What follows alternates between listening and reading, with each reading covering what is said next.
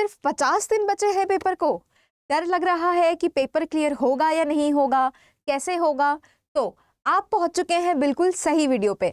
Hello everyone, my name is Priyanshi, your mentor for UGC NET English, and today I will be guiding you through a very power packed road map कि UGC NET English को 50 days में कैसे ace करें।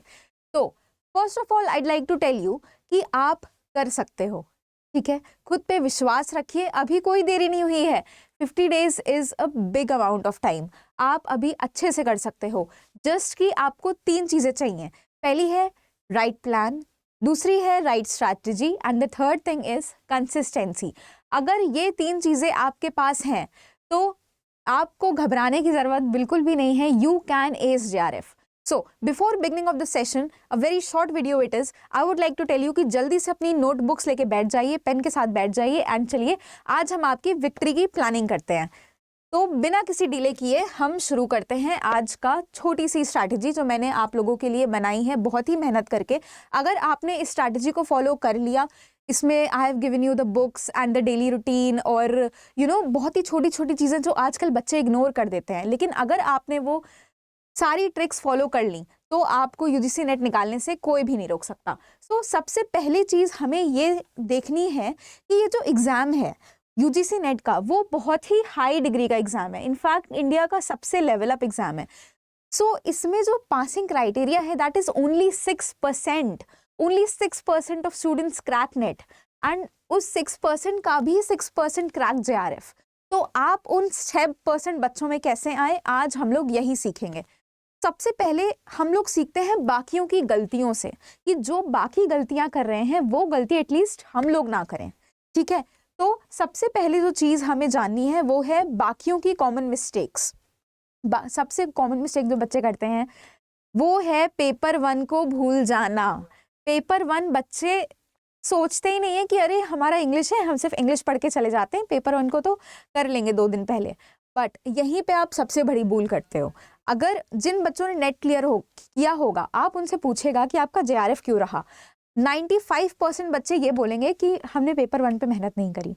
तो आपको ये बहुत विशेष ध्यान रखना है कि पेपर 1 पे डेली टाइम देना है, 2 से 3 घंटा टाइम देना है। इन द सेंस आप ऐसे सोचिए कि पेपर 1 और पेपर 2 के बीच में ना आप 1:2 का रेशियो लेके चलिए।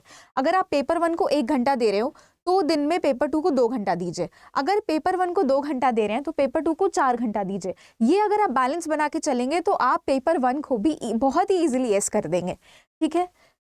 Now next point which is very important is, if I tell you कि भाई मुझे केक बनाना है, तो सबसे पहली चीज व्हाट विल आई सी कि घर में उसके सारे जो इंग्रेडिएंट्स होते हैं वो है कि नहीं है ना? बेकिंग पाउडर है कि नहीं है, कोकोआ पाउडर है कि नहीं है। तो सबसे पहले हम अगर कोई भी रेसिपी प्रिपेयर कर रहे होते हैं, कोई भी प्लानिंग कर रहे होते हैं, तो हमें उसके इंग्रेडिएंट्स चाहिए। इन अ वेरी सिमिलर फैशन हमें ये पता होना चाहिए कि यूजीसी नेट हम जिस भी सब्जेक्ट के लिए प्रिपेयर कर रहे हैं, नॉट स्पेसिफिकली फॉर इंग्लिश, उसका सिलेबस क्या है। सबसे पहले आप ध्यान रखिए कि आपने जैसे सिलेबस देखा, आपने देखा कि ये एग्जाम है, हमको देना है, तो सबसे पहले आप उस ऑफिशियल वेबसाइट पे जाके उसका सिलेबस चेक करिए कि उसमें कितनी यूनिट्स आती हैं, कितना कौन से टॉपिक्स आते हैं। सो ये हमारा पहला स्टेप होता है किसी भी एग्जाम को पार करने का, ठीक है? Now in English if I talk specifically, तो टॉपिक के हिसाब से वेटेज होता है, हमारे यूनिट्स के हिसाब से वेटेज होते हैं। तो सबसे ज़्यादा वेटेज जो आता है वो आता है ब्रिटिश लिटरेचर का। सबसे ज़्यादा क्वेश्चंस हमारे ब्रिटिश लिटरेचर में से फंसते हैं। And also you people might have noticed, जिन बच्चों ने ग्रेजुएशन मास्टर्स कर ली है, ग्रेजुएशन और मास्टर्स में हम लोग देखते हैं कि ब्रिटिश लिटरेचर हमारा बहुत ही मेजर सिलेबस कवर करता है। तो यहाँ पे भी आपको ब्रिटिश लिटरेचर इग्नोर नहीं करना है। बच्चे पता है क्या करते हैं, बच्चे अमेरिकन लिटरेचर पढ़ रहे हैं, बाकी वर्ल्ड लिटरेचर्स पढ़ रहे हैं, क्यों? क्योंकि वो टफ हैं। बट अपना ही जैसे कहते हैं होम लिटरेचर, ब्रिटिश लिटरेचर, बहुत ही इंग्लिश लिटरेचर में स्पेसिफिक हम लोग डिटेल में इस लिटरेचर को पढ़ते हैं और वही वो बच्चे इग्नोर कर देते हैं, तो उसमें वो नंबर नहीं ला पाते हैं। जबकि let me tell you one thing, that British literature is the easiest, क्योंकि आप ने पढ़ा हुआ है, पूरा ग्रेजुएशन ब्रिटिश लिटरेचर पढ़ा हुआ है। अगर उसमें आपने और थोड़ी सी मेहनत लगा दी तो इसमें जो भी 30 to 35% क्वेश्चंस आते हैं वो आप इजीली कर लोगे, क्योंकि बिल्कुल भी टफ क्वेश्चंस नहीं होते। तो प्लीज रिमेंबर, ब्रिटिश लिटरेचर को तो हमको भूलना ही नहीं है। नाउ सेकेंड थिंग जिससे बच्चे डरते भी हैं वो है literary theory and literary criticism. ये बहुत बड़ा पार्ट प्ले करता है हमारे यूजीसी नेट के पेपर में, ठीक है। इसमें से भी बहुत क्वेश्चंस आते हैं ना, how to ace this unit.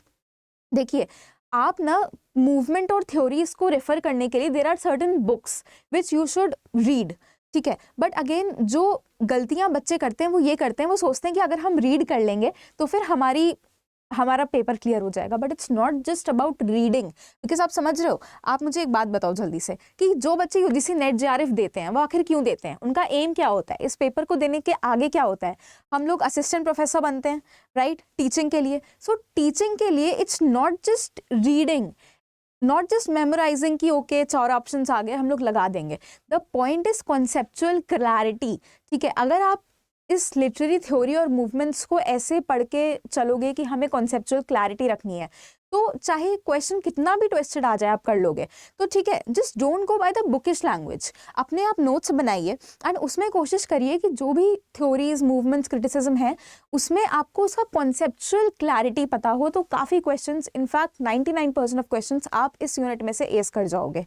Now, next part is our Indian and world literature. Let me tell you, अभी पास्ट ईयर के ट्रेंड्स में इंडियन लिटरेचर काफ़ी पूछा जा रहा है। अराउंड 10 to 15 क्वेश्चंस पेपर 2 में हम एक्सपेक्ट कर लेते हैं इंडियन लिटरेचर के। तो प्लीज़ इंडियन लिटरेचर तो आप बिल्कुल भी इग्नोर मत करिए, ऑल्सो बिकॉज इंडियन लिटरेचर में बहुत ही डायरेक्ट क्वेश्चंस आते हैं। Like I can agree to people कि हाँ लिटरेरी क्रिटिसिज्म में घुमा के आता है, सो हमें ज़्यादा टाइम उसमें प्रिपरेशन में देना पड़ता है। बट इंडियन लिटरेचर अगर आपने 15 से 20 दिन भी कर लिया, या फिर अभी तो हमारे पास 50 डेज हैं, अभी तो हमारे पास बहुत टाइम है, अगर उन 50 डेज में से भी हमने डेली भी 1 घंटा बहुत ही मैक्स इंडियन लिटरेचर को दे दिया, तो हमारा इंडियन लिटरेचर पूरे 15 के 15 क्वेश्चंस हम सही कर सकते हैं, ठीक है। तो इंडियन लिटरेचर और वर्ल्ड लिटरेचर को भी बिल्कुल मत इग्नोर करिए, ये बहुत ही स्ट्रॉन्ग गेम प्ले करता है हमारे इस पेपर को एस करने में, ठीक है जी।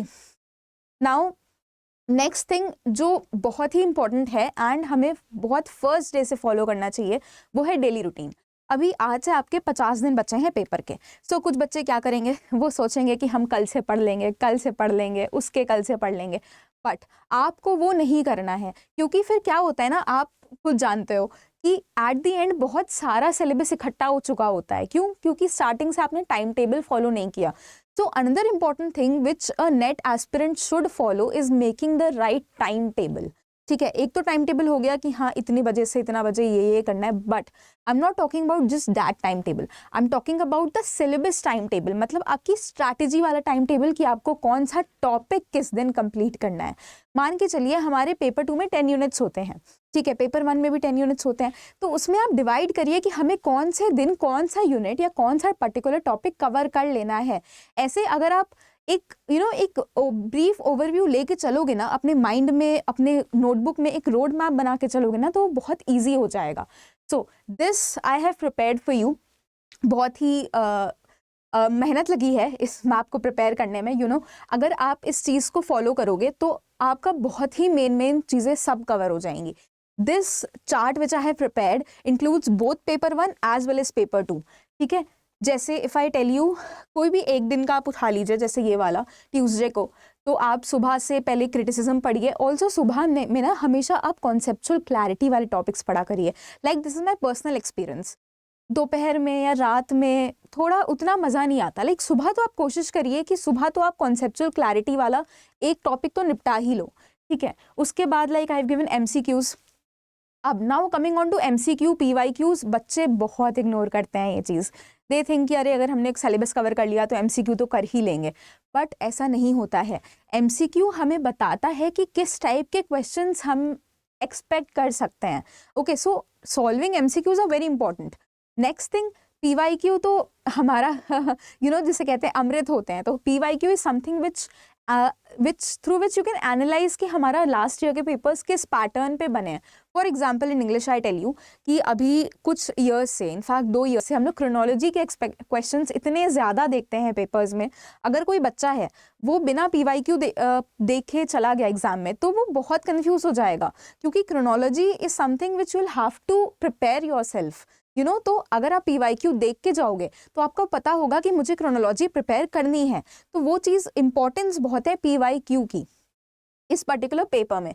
नाउ रीजनिंग पेपर 1 में जो आते हैं, जो यूनिट्स आते हैं, again I have divided it like at least आप एक यूनिट तो करना ही करना है, एक यूनिट का थोड़ा सा पार्ट एक दिन में कंप्लीट कर लो, हो सके तो 2 अलग अलग यूनिट्स उठा दीजिए। ऑल्सो कभी ऐसा मत करिए, like I have also seen students doing this, even my friends doing this, कि वो लोग क्या करते हैं कि एक टॉपिक को बहुत ज़्यादा इलाबोरेट कर देते हैं ना, बहुत ज़्यादा इलोंगेट कर देते हैं, कि हमने एक topic for example drama start किया और हम 15 दिन ड्रामा में ही लगे हुए हैं। तो वो चीज़ गलत है, क्योंकि उससे क्या होता है कि आपने एक यूनिट तो अच्छे से कवर कर लिया, बट बाकी के जो 7-8 यूनिट्स आपके छूट गए, वो फिर आपके मज़ा नहीं देते। तो माय पॉइंट इज कहने का कि आप बहुत सारे यूनिट्स को साथ में लेके चलिए, पेपर 1 को साथ में लेके चलिए। ये मत सोचिए कि पेपर 2 पहले निपटा लेता हूँ फिर पेपर 1 कर लूँगा, या पहले 1 निपटा लेता हूँ फिर 2 कर लूँगा। साथ में लेके चलिए, दैट इज द बैलेंस जो आपको मेंटेन करना है, ठीक है। उसके बाद like mock I have written, mock papers की रेलेवेंस बहुत ज़्यादा है, क्योंकि जब हम लोग मॉक देते हैं ना, हमें पता लगता है कि हम कहाँ स्टैंड कर रहे हैं, ठीक है, हमें कितनी प्रिपरेशन की ज़रूरत है, कितना ज़्यादा, और सबसे इम्पॉर्टेंट कितनी प्रिपरेशन तो is one thing, the other thing is हमें कौन से एरिया में और मेहनत करनी है। For example I studied a particular topic, then I gave mock, but उस टॉपिक से कोई ऐसा क्वेश्चन आ गया which I am not able to do in the mock, तो आपको पता लगेगा कि अच्छा हमें इस चीज़ पे भी मेहनत करनी है। फॉर एग्जाम्पल कैरेक्टर से क्वेश्चन आ गया, तो फिर आपको पता लगेगा अच्छा मुझे इस पर्टिकुलर टॉपिक पे कैरेक्टर्स पे भी मेहनत करनी चाहिए। Okay, so that is a thing which you should follow. Now रात में तो बेसिकली रात में इन द सेंस कि आखिरी 8 जब आप पढ़ते हो, तो कोशिश किया करो कि रिविजन कर लो, जो सुबह से लेके किया हो आपने उसको एक बार रिवाइज कर लो, क्योंकि रात में रिवाइज किया हुआ लाइक सोने से पहले 1 घंटा अगर रिवाइज करके सोगे तो वो कभी दिमाग से वो चीज़ नहीं निकलती। Okay, so this is just an example of one day which I have taken. एक ये बहुत ही मेहनत से, again I am saying, chart prepared है, इसका आप स्क्रीनशॉट ले लो, कॉपी में नोट कर लो, और इस हिसाब से आप अपनी यूजीसी नेट की प्रिपरेशन चालू कर दीजिए, ठीक है जी। Now next one, the most awaited part of the students is कि मैम हम बुक्स कौन सी रेफर करें। तो बुक्स के लिए देखिए बहुत सारी बुक्स आजकल मार्केट में मिलती हैं, ठीक है, एंड उसमें से लेकिन वही होता है ना कि आप, इट्स नॉट अबाउट क्वांटिटी कि आप कितना पढ़ रहे हो, इट्स अबाउट आप क्या पढ़ रहे हो, इट्स अबाउट क्वालिटी इंस्टेड। तो यहाँ पे 3 books I have referred, these are of course not enough when it comes to your paper, but ये सबसे ज़्यादा इंपॉर्टेंट बुक्स हैं। मतलब अगर आप स्टार्ट कर रहे हो अपनी प्रिपरेशन, पेपर 1 की फॉर एग्जाम्पल इस KVS मदान, KVS मदान, इससे आई have prepared my self for UGC net इसी के लिए, एंड ये बहुत ही अच्छी बुक है, बहुत ही डिटेल में इसमें गिवन है हर चीज़, and if you solve the papers जो पीछे दिए आपका पेपर 1 निकल जाएगा, ठीक है। Now other 2 books which I have given is David डेचीज की एंड एडवर्ड एल्बर्ट की। ये 2 बुक्स भी बहुत इंपॉर्टेंट हैं। अगर आप अपना स्टार्ट कर रहे हो जिस प्रिपरेशन, तो हमेशा ये 2 बुक्स को ज़रूर रेफ़र करिए। ये 2 बुक्स बहुत ज़्यादा टाइम भी नहीं लेंगी कि बिल्कुल 3-4 महीने, क्योंकि कुछ बुक्स हमारी एग्जिस्ट करती हैं आज मार्केट में जो बहुत ज़्यादा टाइम ले लेती हैं। सो वो भी आपको देख के चलना है कि हमें ऐसी कंसाइज बुक पढ़नी है जो हमारी जल्दी निपट जाए। ओके, तो एटलीस्ट हमें ब्रीफ ओवरव्यू तो मिल ही जाए कि what is this subject all about. तो ये 3 बुक्स हैं जो आपका बहुत ही बूस्टर पैक है, जो आपको पढ़ना ही पढ़ना चाहिए, ठीक है, इसको मिस मत करिएगा। नाउ लास्ट वीक में क्या होता है कि बच्चे बहुत ज़्यादा सोचते हैं कि लास्ट वीक में हम क्या करें, सिर्फ PYQs करें, सिर्फ मॉक्स करें, या कोई फॉर एग्जांपल 1 यूनिट छूट गया है उसको करें। तो लास्ट वीक बहुत ही गेम चेंजर का रोल प्ले करता है, ठीक है।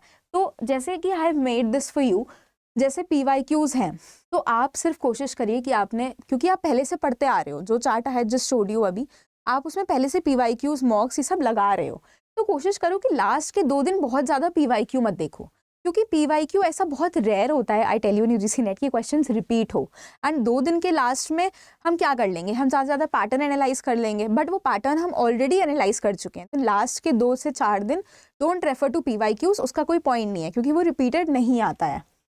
Now revision is very important, ठीक है। ऐसा भी लेकिन मत करिए तभी वो वाला को ब्लैंक छोड़ा है लास्ट डे को, क्योंकि ऐसा भी मत करिए कि एकदम लास्ट मिनट तक, लास्ट मोमेंट तक आप रिवाइज ही कर रहे हो, that is also not good, है ना। 2 दिन पहले तक आप रिवाइज करके अपना पूरा चीज़ छोड़ दीजिए कि हाँ रिवाइज हो गया है, तभी that is why I am telling again and again कि time management is very important, syllabus का डिविजन इज़ वेरी इंपॉर्टेंट, ठीक है। नाउ मॉक टेस्ट भी जितना आप PYQs को समय देते हो, मतलब पहले के 3 दिन लाइक लास्ट वीक में, क्योंकि मॉक टेस्ट भी हम पहले दे रहे थे, तो अगेन द सेम थिंग कि लास्ट के 2 दिन या 1 दिन बहुत ज़्यादा मॉक भी मत दीजिए, क्योंकि उससे क्या होगा ना कि बहुत ज़्यादा आप कंफ्यूज ही होंगे। क्योंकि लास्ट में अगेन आई ऑलवेज से कि लास्ट के लिए तो कुछ छोड़िए ही मत, लाइक 1-2 दिन तो ब्रेक की तरह मान के चलिए कि 1-2 दिन तो हमें कुछ पढ़ना ही नहीं है, ठीक है, दैट इज़ अ थिंग।